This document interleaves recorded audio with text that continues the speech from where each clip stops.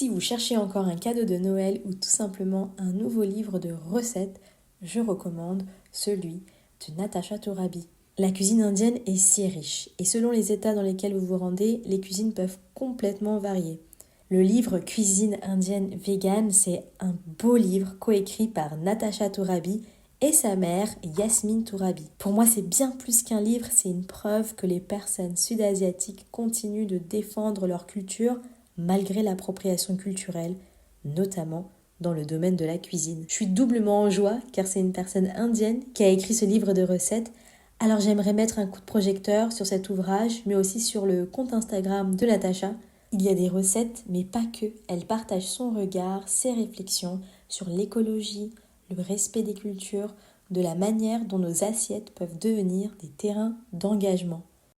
Natacha et moi, on s'est connectés sur un sujet qui nous tient beaucoup à cœur, l'appropriation culturelle. On pourrait en parler des heures. Comment partager une culture sans la réduire à des clichés ou à la dénaturer. Et ce livre, c'est exactement ça, une démarche respectueuse qui nous invite à explorer sans s'approprier. En soutenant ce livre, vous enverrez un signal très fort aux créatrices sud-asiatiques et de manière générale aux créatrices racisées que leur travail est important, apprécié et valorisé.